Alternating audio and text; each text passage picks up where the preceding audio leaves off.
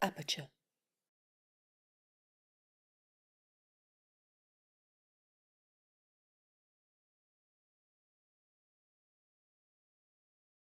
Thank you so much, Graham, and thanks to everyone. It's amazing to see all this work together and just think of like the incredible amount of resilience that runs through all these projects with all of your subjects, including yourself. I think just to begin this conversation, I would love to talk about just in sort of the topic of this talk tonight and why everyone came here. In looking at addiction and trying to photograph it, sometimes like the most photographable parts of it are the active parts, the things that you see people doing drugs. I'd like to kind of ask all of you about your approach to photographing that part of drug use, and then how do you move beyond that and look at the trauma and other parts of drug use, the psychological effects and poverty and all the other issues that come along with it, where the confluences are. So whoever wants to start here, we don't have to go in order, or whoever is ready. I can start. Sure, take it away. Yeah, so, the picture is never first for me. I'm walking along this avenue in North Philadelphia. I have a 4x5 view camera and a stack of prints under my hand. And I'm just talking to people, just trying to make conversation, get to know them, asking them about how their day is, or what they do this morning, or what's going on right now, what's the scene in Philly, just it's like kind of how we talk in Philly. Everybody's really nosy. Everybody's in everybody else's business. And then as soon as I'm able to show pictures and establish a relationship with somebody, then we feel comfortable in each other's space, and you have to have that mutual trust in order to be able to then make a photograph. And sometimes a photograph comes well later. Sometimes it's the story first. So it's usually a process that takes a lot of time. Yeah, I can come in there. It's slightly different for me because I've not been shown pictures of people addicts. I did photograph them and chose not to show them, but for me at that time, taking pictures of people using it was kind of easy because I was around it all the time and I had these little snapshot cameras that I was just pointing and shooting and stuff like that. But, moving on to these sort of images that are sort of more important to me right now is, I'm very sort of caught up in how I'm depicting people now in the recovery, because photographs of recovery are tough because it's kind of, there's no sensationalism, there's no voyeurism, there's no dramatic moments or anything. It's kind of what you see is what you get, But also, because we're doing audio recordings as well, I was amazed that everybody that I reached out to, I thought a lot of them would say no. They all said yes, and I have 3 or 4 people coming up in the next week that I'm going to photograph and interview as well. And it's just their ability and willingness to share their story is something that is very, very meaningful for me. And quite graphically as well, Daisy in particular talks about her abuse as a child growing up and prostituting herself, and she was on the streets for a long, long time.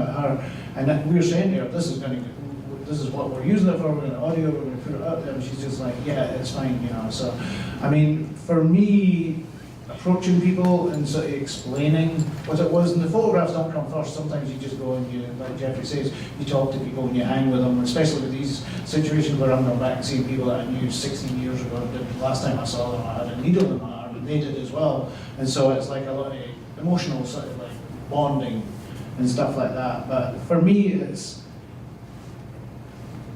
I don't know if the word humanizing is the right sort of word for me right now. It's not about humanizing, but it's having people not be defined by their addiction, but defined by their recovery and what they can be, as opposed to what they were.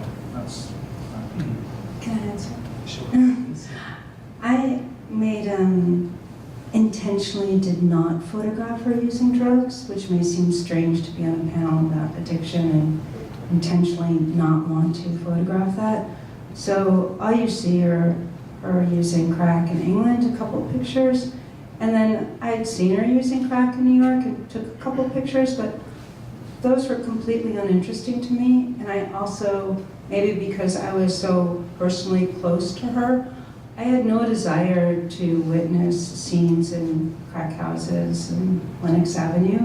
I think I would have tried to just pull her out. And so And also, pictures of people smoking crack, I don't find interesting. Maybe, I don't know why. I always wonder why people find those pictures interesting. Maybe because they seem exotic, but they don't seem at all exotic to me. They just seem sort of dead. And I'm more interested in why someone is using drugs, or maybe what the drug does for them, than the actual smoking or injecting of the drug.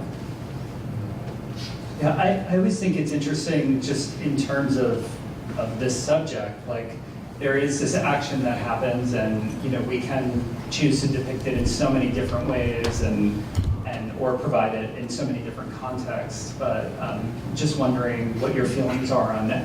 How do you present those pictures responsibly? Can you? I'd love to know all of your feelings on that. Yeah, I mean, it's something that you have to be very careful about, I think. You don't want to hit somebody over the head with a lot of photographs of needles. It's when I have very few photographs where people are actually using in the book. I think there's maybe 2. And that was never the intention. It was just something that just kind of started to happen in front of me, and I was already photographing, and then, you kind of just roll with it. Then to choose to show those pictures, you have to really dig into the deeper meaning of that photograph and ask yourself, well, what does this picture actually communicate? Like the one that I have of Matt shooting Brian in the neck, it's like, I think it's a gentle picture. I mean, Matt's like kind of like being very careful. He's got his hand up to his mouth. He's like a little worried about placing the needle in exactly the right place. Brian looks like this kid that's getting the flu shot that doesn't want it, like his face is all scrunched up. I mean, he's obviously doing that to make his vein a little bit bigger, but like, for me, it's a horrific picture, but it's also kind of a tender picture that shows the sickness. And I think it's important to show that, but in small quantities.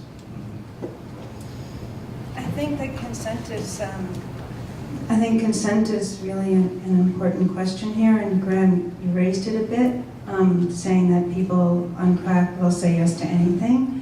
And I think for those of you out here who are doing these kinds of stories, that you should be very, very careful, that you have honest conversations over long periods of time with people whose lives you're going to make public, whose images could be, passed for who knows where, for how long. And understand not just your intention, because your intention is just a little piece of it, but their intention. So why do they want to be photographed, and have you had that conversation? And what do they hope to accomplish by you photographing them? Yeah, I think that was another question I wanted to get to, because when you are out there with the camera, people just generally tend to, a lot of people do, they either tell you to get the fuck away, or they do open up to you and they're kind of curious. And there is this power dynamic that happens when you are out there on the street and you say you're a journalist or a photographer. People are naturally attracted to that. How do you kind of approach that and engage that, and as a photographer, looking at people who are so vulnerable? It was pretty simple for me. I mean, the people that I was meeting and photographing, they knew they were taking their lives into their hands every day. I mean, they didn't know what was in their dope they were shooting. Like, out of the 1,250 overdose deaths in Philadelphia last year, more than half of those were related to fentanyl. So, in a way, I think people were just like, I want to be remembered. Like, yeah, this is some crazy shit that I'm living right now. I can't believe I'm doing this. And like, you come up to them and start talking to them like a human being. For a second, they have a moment to reflect and think about where they are. And then I think it can be very empowering for people to say, yeah, photograph this shit. This is insane. I can't even believe that I'm doing this. Yeah, I love the way you kind of all describe it, but you, especially Jeffrey, you kind of, like, you all take this like harm reduction approach, almost like you're just opening people up to kindness and seeing what comes out of it in some ways, and seeing if people like kind of how people turn and react. And it's just kind of, it feels like natural of all three of you. But do you have any other advice, like in terms of other people who are interested in kind of telling these stories and ways of getting into it? Yeah, I think for me, especially right now, is, and I don't want to name any photographers, but I think there's a lot of sensationalism around this, and there's been a lot of magazine articles that go for the low-hanging fruit and the graphicness, and it's dehumanizing and it's stigmatizing, and some of it just,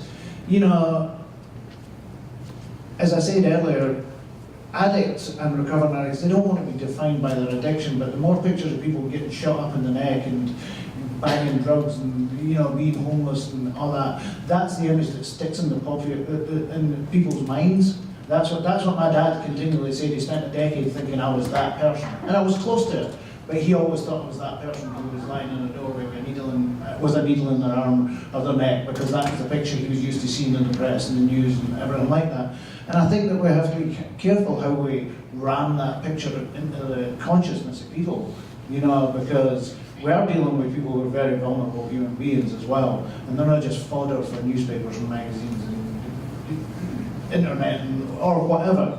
And there is junkie porn, if you want to call it that. Like, people are attracted to it. You'll get more clicks for a junkie picture than you'll get for a recovering picture.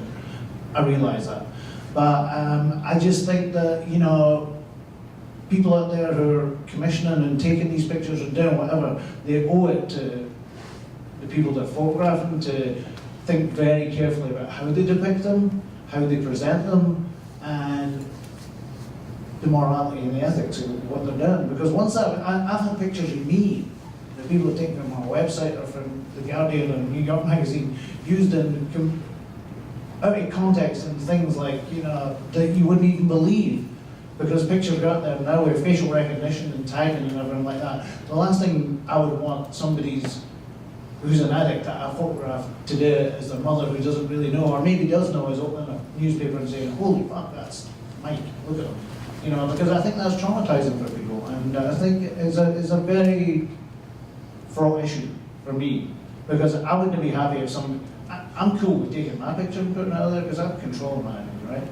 But if somebody else had been in that environment taking loads of pictures, and then I'm just at a jail and trying to pick up my life, and then they publish a story and I'm in it, and I'm lying there with a needle in my arm, and I said yeah at the time, but now I'm 3 years clean and I'm like trying to get a job, and all of a sudden I'm in New York Magazine or something like that, I would not be happy.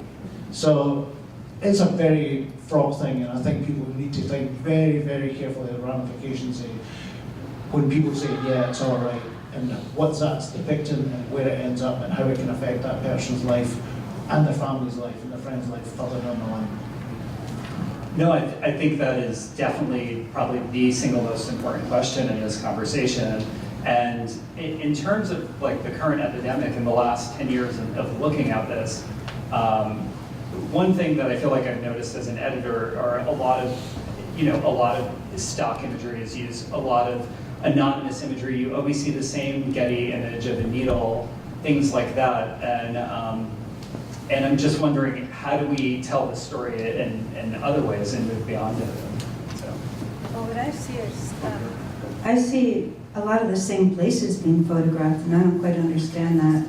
And maybe it's because people look at the data and they say, oh, okay, this town has the most ODs or the most arrests, and so then you see everyone in this town, and it's kind of, the media chasing the media, and we see this in other kinds of stories, but I think one thing to do is not always photograph the same places, and then also find different threads of the story. So the New York Times did this beautiful story with Todd Heisler last year where they looked at the family and the struggle with the family to try and, help their son get clean. And there aren't pictures of him shooting up. It's a family story. And if you talk to people, or if you yourself is a recovering addict, or you have a loved one who's a recovering addict, you know that family dimension, what it does to a loved one, is so intense.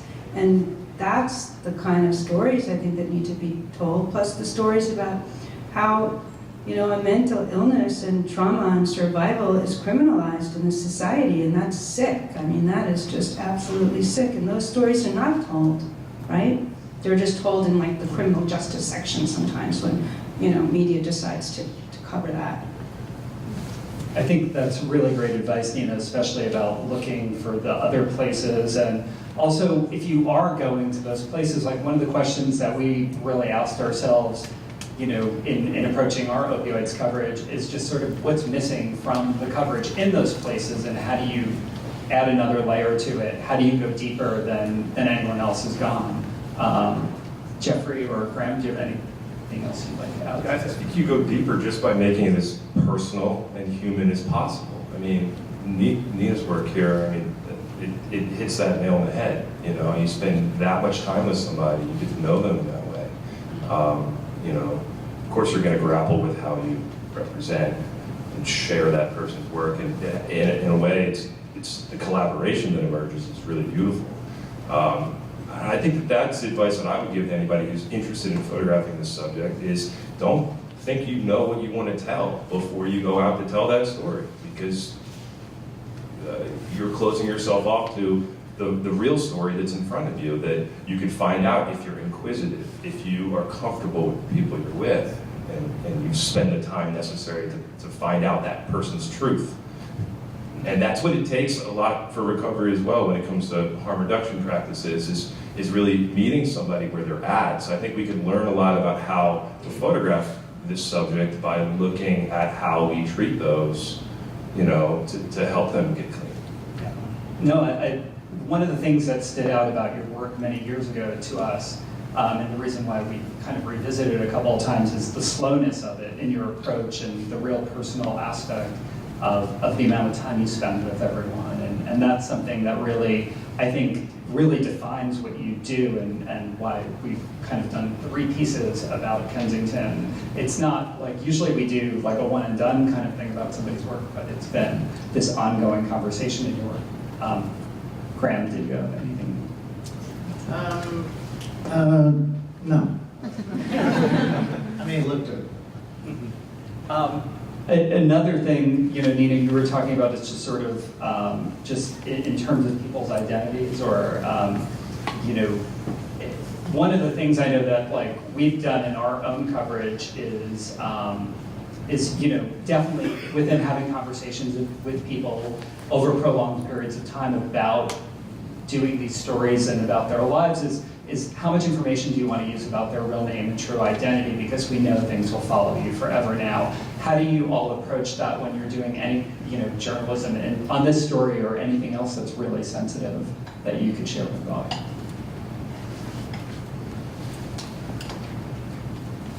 Well, there are elements of Kim's story that we didn't want to share publicly, and so we just didn't.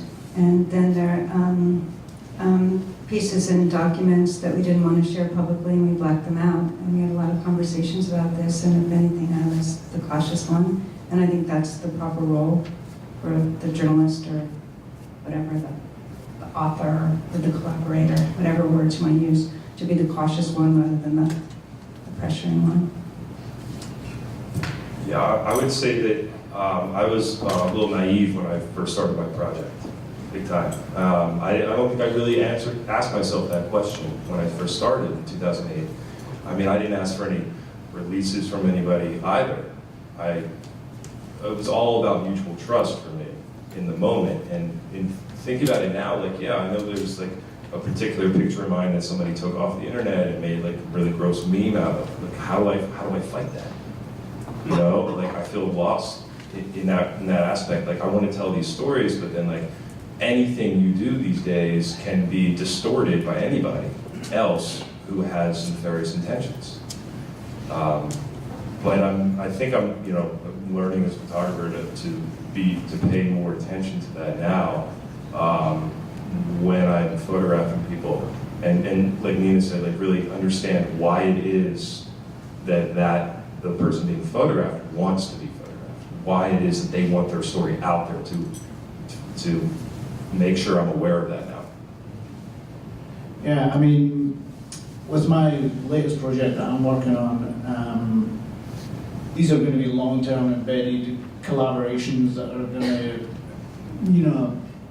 I don't even know where they're going to go in terms of, how long it will be, but, there's going to be engagement with these people, these friends of mine, over a long period of time, and it will be embedded, they will be able to share, and it will be, co-authored and co-produced and stuff like that, so they have a voice in it as well, because I don't want to be that parachuting in and using them. So, You know, I mean, I don't want to spread myself thin and find 180 recovering addicts and do a quick over at each one, you know, to show the immensity of people that get clean. I want to just really focus specifically, starting with these people that I used to use with, and dig deep and go into them, because they're all, as I say, the surprising thing was the desire to tell the story, and it's empowering for them. It's cathartic, it's empowering, and it's really meaningful that somebody actually cares enough to hear about them in recovery, you know, and that they have another part of their life that they can put out there. That they don't mind saying that they've been addicts, that doesn't bother them.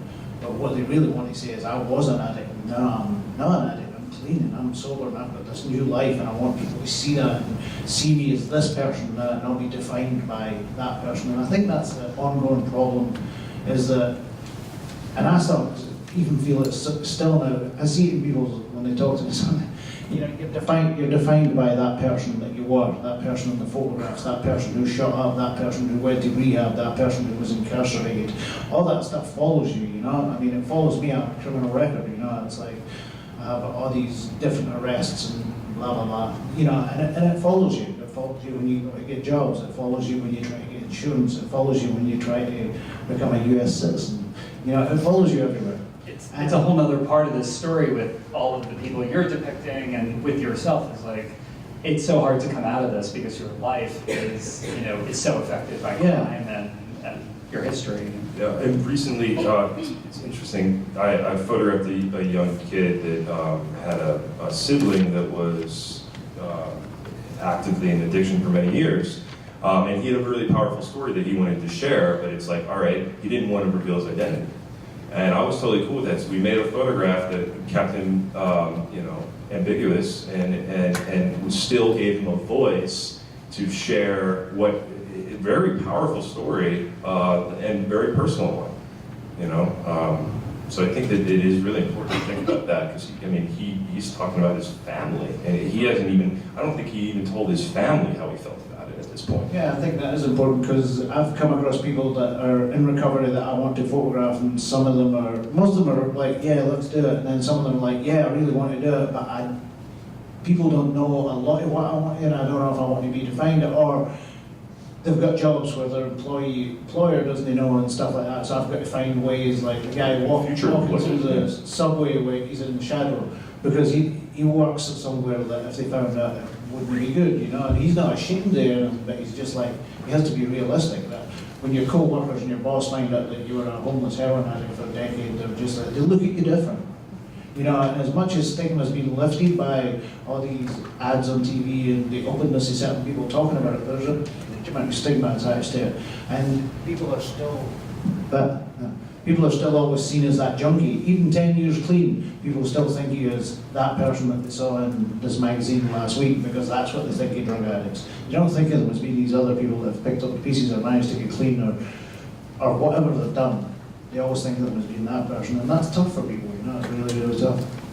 Yeah, I think the biggest question is to ask ourselves, how do we make these things constructive and productive in terms of depicting someone's life for 20 years, or, you know, meeting people in a series and keeping in touch with them, like, or telling your own story. One of the things I really loved when listening to you is you talked about the empowerment of kind of getting the story out. Like, have you thought about how you're going to move forward in terms of doing that with your friends and your acquaintances that you're now doing these stories with? Yeah, just in terms, I mean, just developing really good stories around it, you know, participatory stories, where they can participate in telling the story, they can participate in sort of being part of it. And it's like, and it's been embedded with their experience and gone back again and again, and they slowly, because people sometimes, when you just go to them and you meet them for the first time, and they, even if you know them well, they tell you what they think you want to hear, right? And it takes a wee while to break that down and for them to tell you what they really feel. And there's a sort of difference there, especially with recovery. I find people come up with something, if they do a lot of AA or they've been in a lot of recovery, they come up with things, and I'm thinking, well, that's not really your words, that's someone else's words, you know. So it's chipping away at that, get to the real story, and really bringing out the sort of nuances of recovery and what it means to them and how their life has changed. And a lot of people have found that it's the family dynamic has helped them, you know. supportive family after the family really realise that they're getting clean and become supportive. That's a huge thing for them, you know. And you know, because a lot of addicts have been isolated. That's what I pushed everybody away. I didn't speak to my parents for years. I didn't see them for 7 years. You know, you push people out of your life. You know, you close doors, cut strings, cut off ties, because you don't want to be confronted by your addiction. You know, because your self-esteem is destroyed and you're living in denial and all these other complex issues. And they don't disappear in a 28-day program or because you take some drug that's going to stop your cravings. Those are deeply rooted mental issues that have been caused by addiction that need holistic treatment over long periods of time to bring you in. All the people that have these people, they all say 6 or 9 months is what they need. 28 days is a drop in the pan. Yeah, So it's, I think the myth of the 28-day Malibu program to get you clean, the promises, is all bullshit. Pardon my expression. Our time is actually getting close to the end here, but I think that's a really strong point. Is like the recovery process is so short-sighted, and no one recovers in 30 days or 40 days, and we just need to provide support for people to have much longer-term therapeutic experiences that are moved beyond just medicine, and you know, we need therapy and other things. And as you said earlier, there's not one approach that seems to be a silver bullet for everyone, and that's certainly what I've seen through your work and my own travels. But in all of this, I would say, in summing it up, it's I think this slow, thoughtful approach and a lot of the issues and complications you've raised are sort of great things to think about when moving forward and telling the story. But really the slowness and taking your time, I think, is where where anyone has impact with a story or anything that they're doing. Do we have time for questions? Hi, this is for everybody in the panel. Nina, God bless you for sticking by your friend. She is very lucky. Jeffrey, the most important photos, your work is so powerful, but what I found fascinating is the audio, because every single one of them said that they don't want to do this. I'm so emotional. And that's so important for people like us to hear, that we judge too much. And so that is amazing that you got audio. I think it's so important to have the audio, not only the visuals, but audio. And Graham, as a photographer, could you tell me what was the turning point that you felt you could show your pictures without the stigmatism out there, and people, your family, and everyone? The turning point was having mulled them over for a long time. There was two things. There was a very close friend of mine.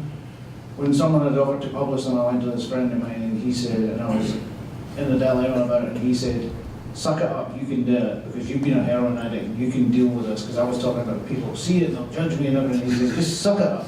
You've been a heroin addict." Better quote. That's what somebody, Bill Hunt said to you. Bill Hunt, and it's a better quote, but I can't remember it right at the moment. But you know, the other thing was that I showed them to my son, who's 27 now, and he was a teenager when a large part of his life was seeing me as an addict.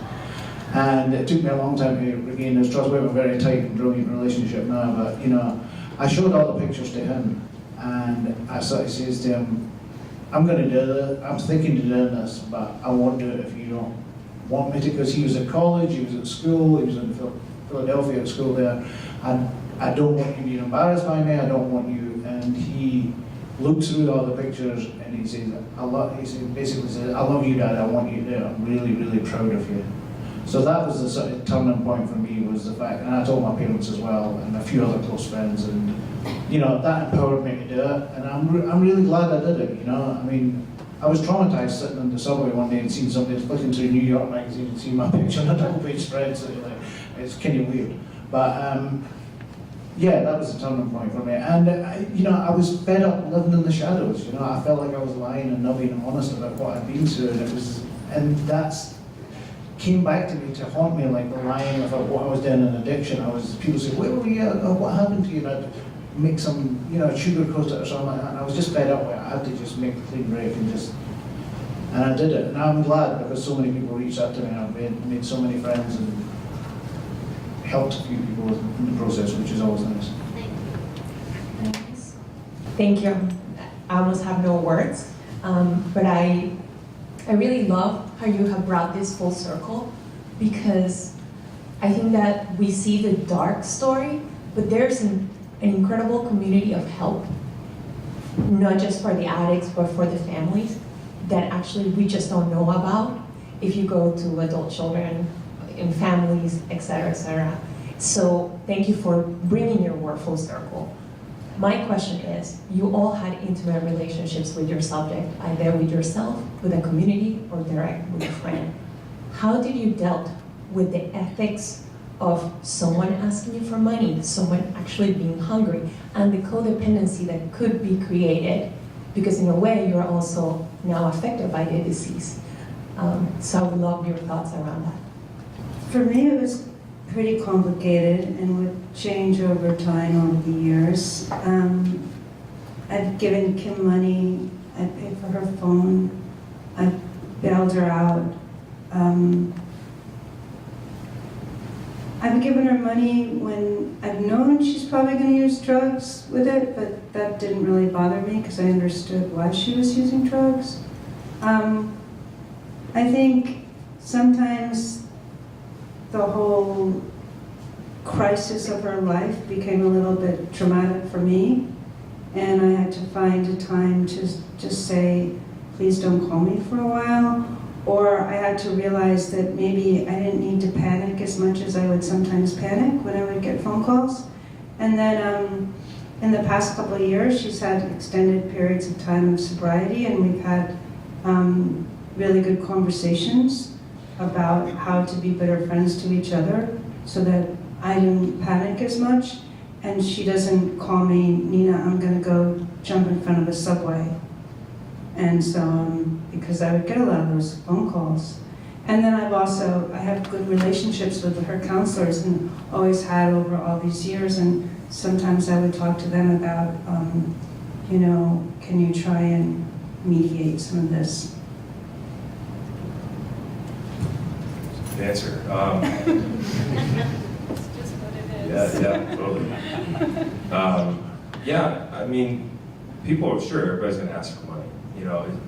When I first started going out to make photographs, everybody was like, "Oh, you paying for pictures?" Because there were other creeps that did that. There were guys on the avenue that paid women to go get naked in his apartment somewhere on the avenue. They thought I was that guy at first. It was always just about both wanting kind of the same thing, which was just to tell a story, and that was our relationship, and that needed to be clear up front, both parties. But then again, it's a life that you're living. When you're making photos like this, obviously, you spending this much time there, you can't help but have really personal feelings towards people that you want to help. You don't want to see people suffer. You don't want to deal with that, but you have to. For me, I just had to remove my ego from the process, and I had to just realize that take a step back and say, hey, the work itself is going to be doing the most good. And then if I can put a Band-Aid on this wound right now, then hell yeah, I'm going to do that. But it couldn't I'd help people out here and there when I could, in whatever ways I could, as long as I felt like it was like a one-time thing, something not too intense, But then also referring people that I was photographing and meeting to services that I don't know if they knew existed, like Prevention Point in Philadelphia is a major harm reduction center. So whenever anybody I noticed had a really huge, wound or something like an abscess, I'd be like, hey, you might want to get that checked out. Their clinic is open Tuesday mornings. You can walk in for free. Just leave it at that.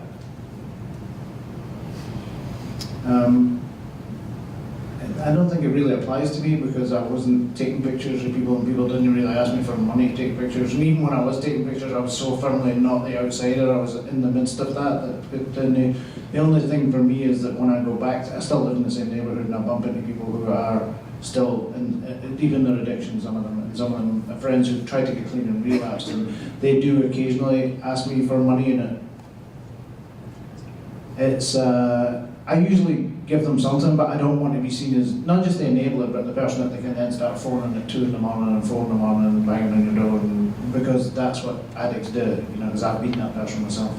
So it's kind of tough, but you know, I do give money to addicts because I do understand them. I've been that person who's asked people for money, not on the streets, but asked friends and family to bail me out in more money. So, you know, I mean, but I've never been that person that's had to deal with someone on photograph.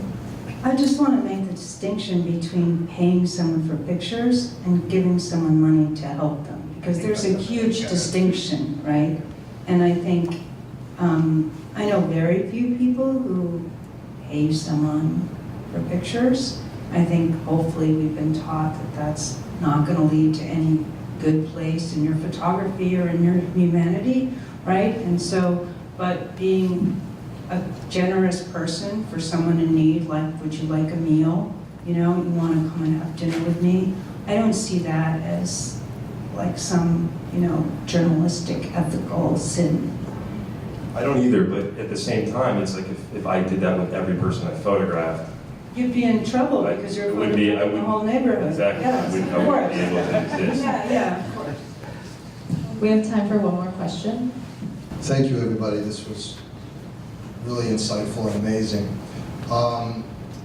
First of all, I've lived and been in Kensington. My best friend lives in Philadelphia. I went to school there, I had a business there. I know that area well. You're really doing an amazing job. And those, it's like another planet there. And to bring humanity to those people is something really very profound. To Graham, who I've wanted to meet and hear for some time now, your first question was by my brave wife. And she and I have been through a very similar experience that you have. And I've different, but similar in enough ways. I've photographed my own journey through something very horrible. And we've come out of this, and my wife has also shot a good portion of it as well. But we've come out of this, and we've endured, and we've survived, and we now share our photographs with a wide variety of forums and different one-on-one situations and what have you. I know that I and she can do more. My hesitation is somewhat of what you've been talking about, is anything can be used for anything by anybody. And it's a constant struggle because we have affected a lot of people. And I'm just curious, among a lot of other questions I have, I'm curious though, what process do you have now that allows you to share in a wider, you know, a wider audience on the net, in magazines, what have you? There must be, do you still ask yourself, do I want this to go out there? Do I want this photograph to go out there, etc.? I wouldn't say flippant, but I'm pretty open about posting, and I've got over that thing of like people using them out of context and stuff like that. I know it from my Instagram feed when I start getting 1,000,002 friends from Portugal or Argentina, and I'm like, what's that about? You know, and then I go look, and then I find out, and I Google it, and you know, somebody's taken your whole story from the Guardian and put their twist on it and published it somewhere. You know, and you're just like, wow, really?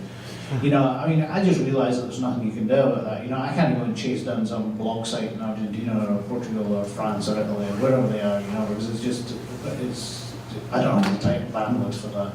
So, you know, my way of counteracting it is to make sure that when I post stuff on Instagram or Facebook, or when I put things out there on websites or have exhibitions, is that I maintain authorship, and I post pictures and I write things about it that are pertinent to me or my experience or the people in the picture's experience, and just try and keep those two things tied together, you know. But beyond that, I don't think there's anything you can do. You just have to try and keep authorship in your own thing by putting it out there as you see it and as you want it to be seen, you know, with images and text and whatever way you do it, and just hope that people will see it in the right context.